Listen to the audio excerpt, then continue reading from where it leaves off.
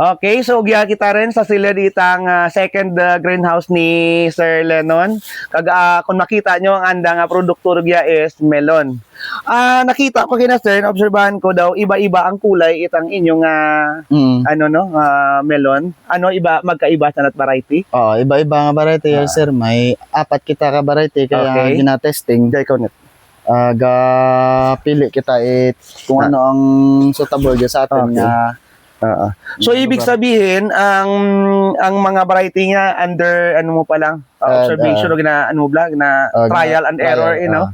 Okay. So yes, ang yellow ngayon ng variety kaya? Ang yang variety is ng Taiwan nga variety. Nangaran is Hami melon. Okay, so Hami ng variety kayo kaya from Taiwan. So daw namit kita na yellow kita imaw guys. Kung makita nyo sir ng sa sangka vine, sangka bunga lang imaw. Okay na. Ang rason kaya para mataogid ang quality na ay kung pareho dyan sa atin sa ang nakasanayan natin nga melon, 3, 5 ka sa sangka puno. Imaw nga daw medyo ng quality na maduruha man. Ang maya mismo nga variety, ginbreed ya para sa nang sweetness kita na. Okay. Amuran nga sambilog sangka puno sangka bunga imaw. Bakat ko kan mga kagri nga ginatipid tipid ang variety magbunga, duro man kano kaya ng bunga. Kaya lang ginahungod nga i-prone or tama prone. I-prone or i-bulan ng iba kag magpabilin lang itang pinaka nami nga isa lang para ang pinaka objective ni sir is nami gid ang quality. Okay. So may ugyan kita sir sa unahan dalinit. Ugya kita sa unahan, may mga kulay kita sir no? Green, yes sir. Tanang nga variety yes sir daw pino tanan no. Nang Israel nga. Okay. See, yung mga variety ni sir hindi lang pang Pilipinas kundi halos halin sa ibang country. Okay, special ng mga tanong ni Sir Ja. Yaman tanan sir daw nakita ko daw halos daw pareha sa atin no. Kaya ang sa atin ba nga mga melon uya is amoya daw green. Ang nang text na nang itsura daw common daw diyan sa atin pero ang kaibahan daw haba tanang variety yes. Nang Hami man niya sir. Hami man. Taiwan nga Okay. Variety. Okay. Tapos iyan ako lang sir, insert ko lang ang wagid itnang pesticide kag fungicide wagid mo na nakaagi. So wala gali sa nagagamit ya guys no. Mali sir at nagagamit itang mga pesticide kag insecticide. So, because nga naka-enclose or naka-greenhouse imaw. So ang mga customer nanda makasigurado nga safe gid ikan ang anda nga mga produkto. Kag sa mga ka-agree natin diyan nga may mga relatives nga mga medyo may edad na, tatay na nanay, lula, lulo nga daw sensitive sa mga pagkaon nga exposed sa mga chemicals, hay ugya kamo bakal agad nga sigurado nga imaw 100% nga organic sanda. Okay. Mamangkot lang bi ako sir sa imo nga experience pira ani ka tuig ang imo nga ngaya. Ang sa may melon. Bali nagumpisa lang ko kaya nga tuig. Kaya lang nga tuig okay. Sa lang sa stage lang kami ng trial and error. So amugin man no basta gumpisa hindi man mahambal nga lagi nga perfect lagi. So lang padayunon lang. So gani no do na surprise man kita kaina kay sa kung libuton natin ang pandan daw ugya lang sa imo sir makita ang mana kaya nga technology kag amuya nga sistema ang pag-farming. Tungod gali ako sir ang imo bala nga ginatamnan na obserbahan ko daw ta imaw compost of tawag niya kaya kukupit. Puro kukupit lang okay, kukupit. Aton jabay nga technology ay soilless. Okay. So, wa kamo gagamit lupa, Wa, good sir. Okay.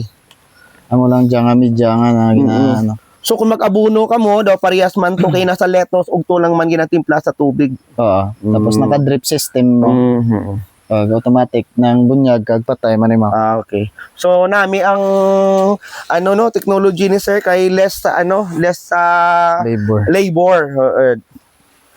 Okay. So nalipat kita kay kapamangkot kay sir no. Kung piraran edad ni sir gali. Piraran edad mo sir. Ang 29 years old. 29. So nami no kay bata pa si sir.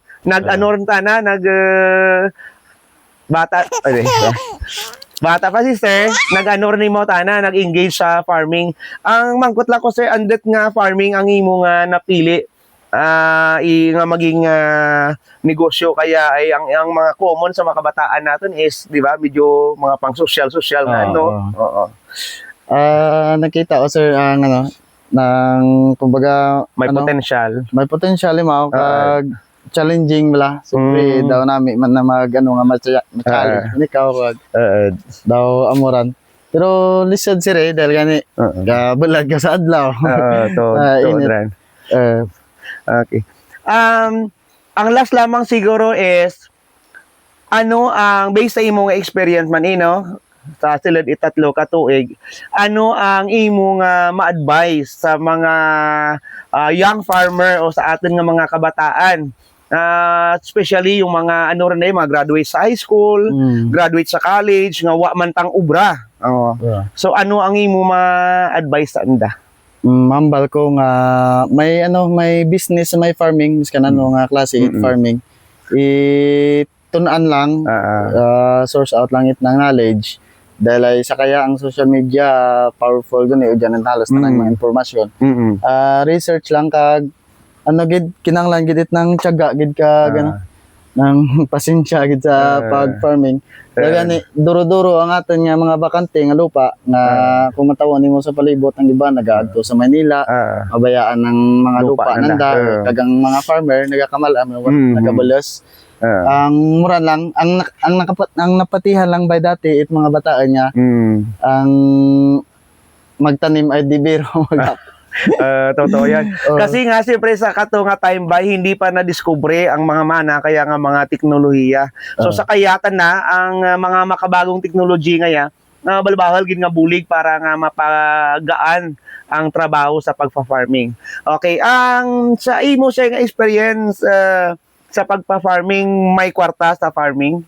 May kwarta, 100%. Amo gidran ang pinakanami nga pinakanami nga pamangkot kag pinakanami nga sabat nga sa farming may kwarta. So sa mga natin diyan duroton mga kasi Mario kasi manwangawat mga awat abaw.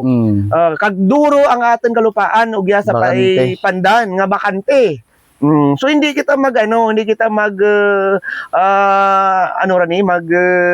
social o try natin nga mag-engage sa farming. Malay mo, di ba? Parehas kay sir. Iba man ang nga kurso nga ginbual kang college pero ugyata na gali sa farming na na padpad or kay ugyata na mo na lipay man kag nalipay man siguro sister. So nami gin man ang sa farming kay tawag diyan ma-relax ka na, ma-refresh ka pa. May kalipay, may kwarta pagid. Okay. Sige sir. Thank you very much sir. Okay. Thank you.